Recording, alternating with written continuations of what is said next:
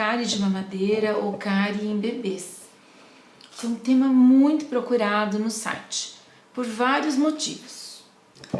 Então, uma coisa é certa,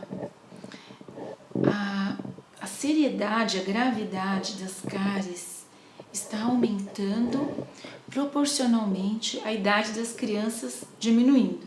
Então, cada vez crianças mais jovens têm cáries mais destrutivas. Isso é um questionamento que todo mundo se faz. Como que a gente vai resolver essa questão agora? O que a gente repara é que crianças mais jovens, cada vez mais jovens, têm cáries mais severas.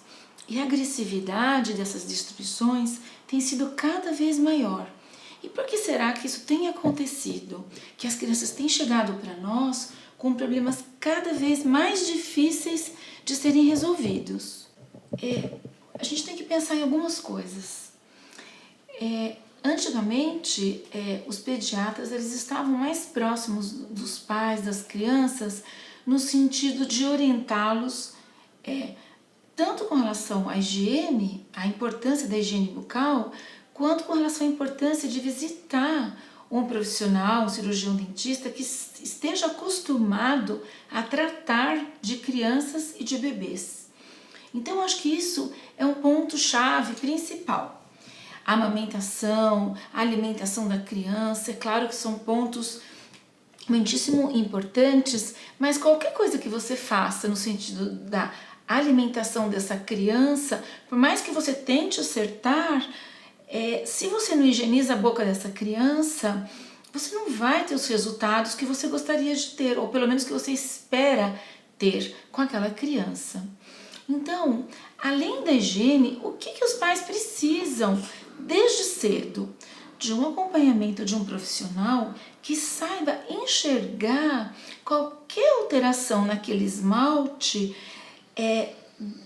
aí de dois aspectos, né? Ou a criança já vem com uma falha no esmalte, ou os próprios hábitos alimentares vão prejudicando a saúde daqueles dentes. De toda maneira, o profissional tem que primeiro reconhecer isso, né? Esses aspectos da dentição de leite. E segundo lugar, se programar junto com a família de fazer um acompanhamento periódico. Então, a cárie de bebês, ela parte, claro que dessa nutrição, tem o fator de hereditariedade, mas sem um profissional que esteja ali no ombro a ombro, ajudando os pais, a família, a superar as dificuldades que fatalmente todos vão encontrar, não vai se conseguir uma dentição minimamente saudável para que aquela criança não tenha dor e não tenha cavidades até a troca de dentes, que começa aos 6 anos de idade e vai se completar aos 12 anos. Bom, mas o que fazer se a cárie já está instalada, se a criança já está sentindo dor e vocês já estão se sentindo completamente perdidos e não sabem o que fazer? E além do mais, todo mundo está dizendo para vocês para esperar. Como que a gente vai resolver essa questão então? Os próprios pais, com o tempo, eles acabam chegando à conclusão que eles vão ter que encarar algum tipo de tratamento. Porque a criança que é um bebezinho, que tem 2 anos, 1 ano e 2 meses, 3 anos, como que ela vai conseguir continuar com essa destruição cada vez mais intensa desses dentinhos? E muitas dessas crianças com o rostinho inchado, com dor, se alimentando mal, com irritabilidade, febre. Então, os pais vão precisar, a princípio, romper algumas barreiras. A primeira barreira que eu escuto, que as pessoas colocam observações na internet, no Facebook, em todo lugar, é aquela questão que a gente mostra o que está sendo feito, mas às vezes até um pai se comunica com outro e fala assim, olha, mas isso com meu filho não seria possível. Então, o que eu tenho para dizer para vocês é, todo mundo que chega tem essa ideia, em 100% dos casos. Os pais falam, doutora, eu olha, sinceramente, eu até acredito na senhora, mas no caso do meu filho, eu duvido.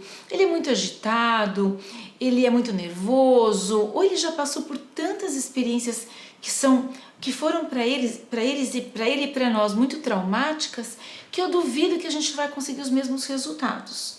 Então, em primeiro lugar, os pais precisam estar dispostos a escutar e enxergar novas possibilidades para aquele caso. Além de ter esse coração aberto para escutar e para tentar encaixar a realidade daquela família nessas novas possibilidades, os pais têm muitas vezes que serem tratados, porque eles chegam numa situação tão difícil e o que eu encontro na maior parte das vezes é um sentimento que atrapalha demais a evolução dos casos, que é o sentimento de culpa e a vergonha. Então isso, assim, dentro de 4 paredes é o que mais a gente encontra como muito doloroso e como um sentimento que não vai ajudar na construção da nova realidade.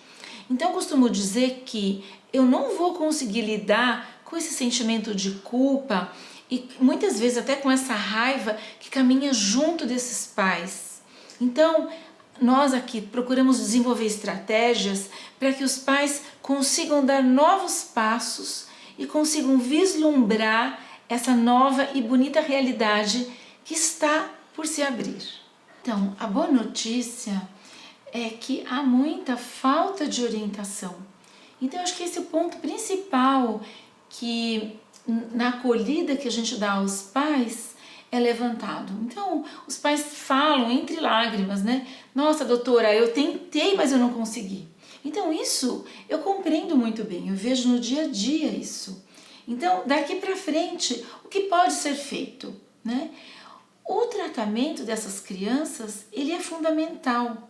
Então, muitas vezes eu encontro casos em que os pais falam que eles estavam esperando a modificação do comportamento da criança no profissional, no dentista, com sessões de aplicação de flúor, de brincadeiras, em que eles imaginavam que um dia aquela criança ia mudar o seu comportamento e ia, quem sabe, pedir para ser tratada. Então isso é uma coisa que a gente tem que tirar da frente, isso não vai acontecer. O que tem que acontecer é que os pais têm que ser bem orientados, informar o profissional de como é a realidade daquela família, daquela criança, as estratégias serem traçadas e nós partimos para a ação. O condicionamento da criança, ele não pode ficar só na fala. Uma criança, nós temos que mostrar, falar e fazer. Uma outra coisa importante o que eu vou dizer para vocês agora, que eu espero que sirva como grande alento. Os tratamentos, eles têm que ser realizados de uma forma a mais perfeita possível, para que os pais não tenham que toda hora voltar para o dentista para que aquele tratamento seja refeito.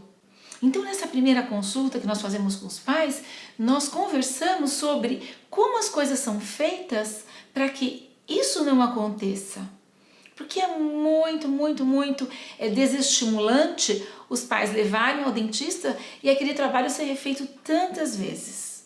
Para isso, a gente tem que fazer um combinado para que as coisas funcionem de uma forma efetiva. O meu grande incentivo é para que vocês, apesar de todo o sofrimento que tenham passado, apesar de toda a dúvida que ainda esteja vigorando na alma de vocês, que vocês busquem ajuda. Mesmo que vocês já tenham buscado ajuda a vida inteira, mesmo que tenham passado por 10, 15 profissionais, mesmo que o filho de vocês não pare, mesmo que seja um bebê, mesmo que ele esteja com dor. Todas essas situações, elas são contornáveis. Mas elas só não serão contornáveis se você não abrir o seu coração e não levar a sua criança, o seu filho, mais uma vez para uma nova tentativa. Tá bom? Muito obrigada e boa sorte nessa primeira nova tentativa.